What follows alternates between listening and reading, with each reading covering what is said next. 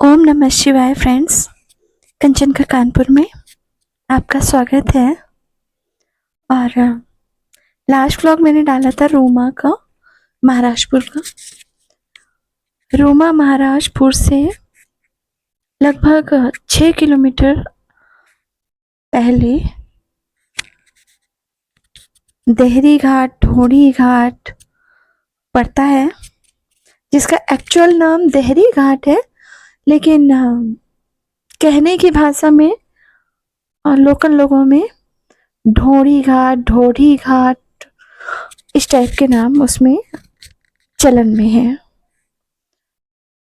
तो उसके बाद वहाँ मैं गई दर्शन करने, क्योंकि यहाँ पर भगवान शंकर जी का मंदिर है। और ढोड़ी घाट मेन इसलिए प्रसिद्ध है क्योंकि यहाँ काफ़ी पहले मतलब आज से 400-500 साल पहले हनुमान जी की एक मूर्ति बनाई गई थी गंगा जी की रेत से।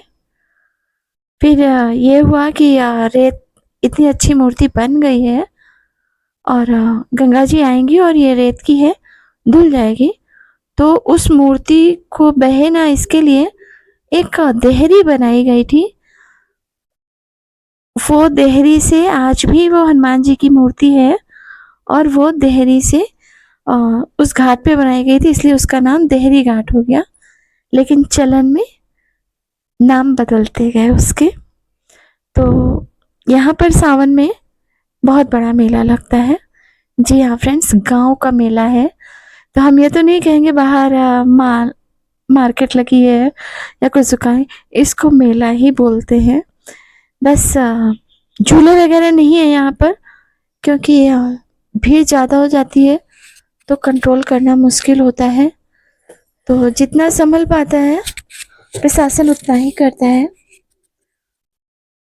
तो यहाँ मैं कांवर उठाने आई थी, क्योंकि पिछले साल तो मैं बीमार थी, नहीं उठाया था। उसके पिछले साल कांवर उठाए थे, जिसका फुल वीडियो कंचन की सृष्टि चैनल पर पड़ा हुआ है। फिर इस बार सब लोग साथ में थे, पूरी फैमिली, तो सोचा एक दिन का टाइम निकाल लेते हैं और ये काम कर लेते हैं। और जहाँ ये हम लोग चल रहे हैं ना, लोग चल रहे हैं, मैं 2 साल पहले गई थी, यहाँ तक गंगा जी भरी हुई थी।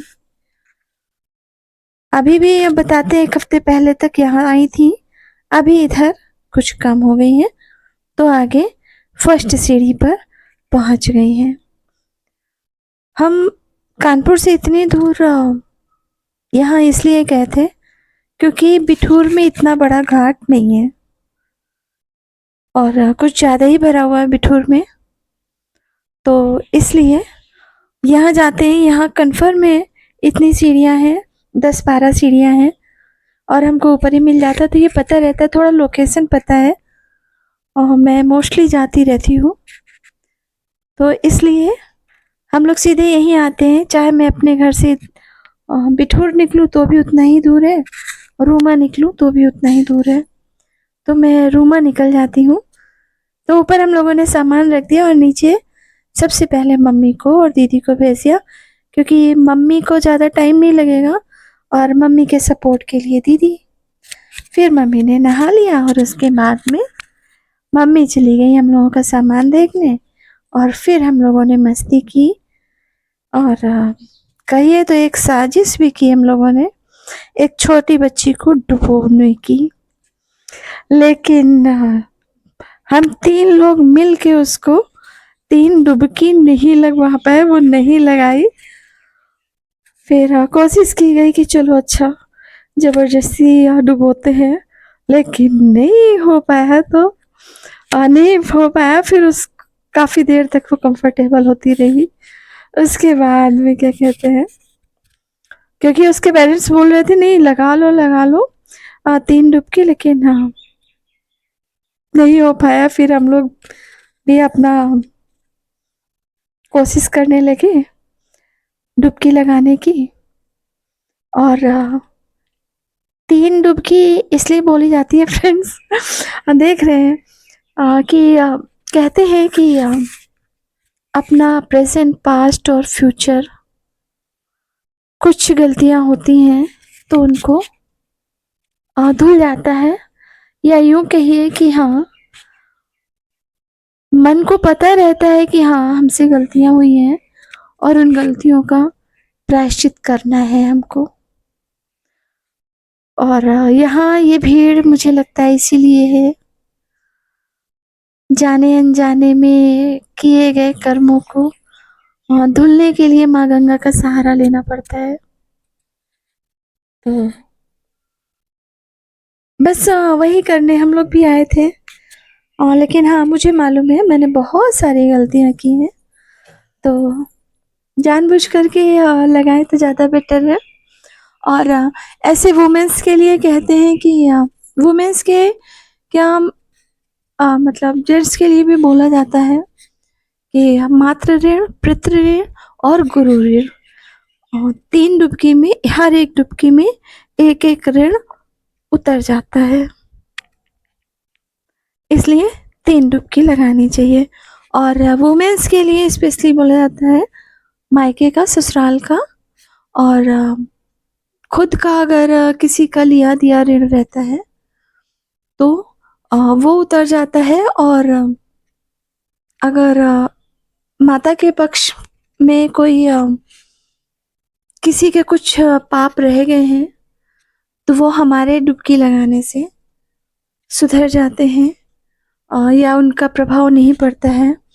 या ससुराल पक्ष के अगर कुछ गलतियां हुई हैं तो वो एक बहू सुधार सकती है, और अगर पति से कुछ गलतियां हुई हैं तो वो एक पत्नी सुधार सकती है, क्योंकि पत्नी को धर्म पत्नी कहते हैं।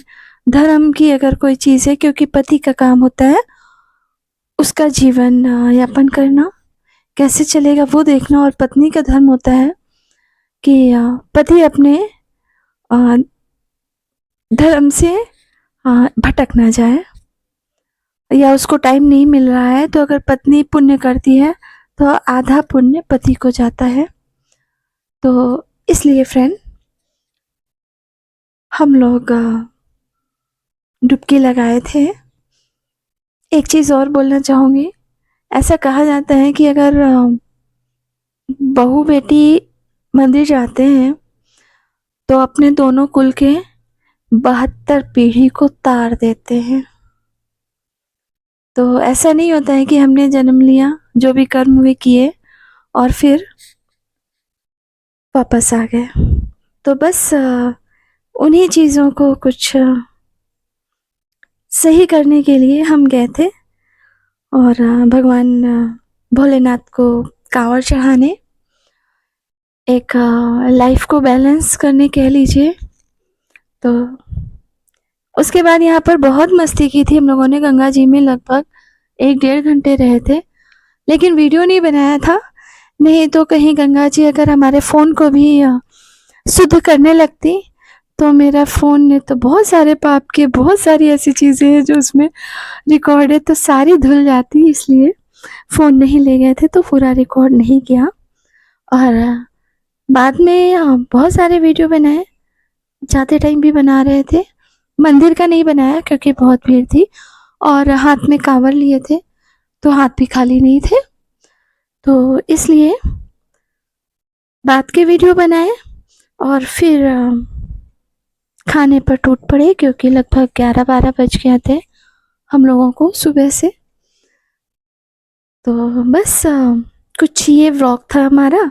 अगर पसंद आया हो तो प्लीज़ चैनल को सब्सक्राइब कर दीजिएगा, वीडियो को लाइक करिएगा, और कैसा लगा वो भी बताइएगा, और मेरी दी हुई जानकारी कैसी लगी प्लीज़ वो भी बताइएगा। आपका कमेंट्स का मुझे बेसब्री से इंतज़ार रहता है, इसलिए प्लीज़ प्लीज़ लाइक और कमेंट सब्सक्राइब ज़रूर कर दीजिएगा। फिर हम मिलते हैं अपने नेक्स्ट व्लॉग में किसी नई जगह के साथ में, तब तक के लिए हरि ओम।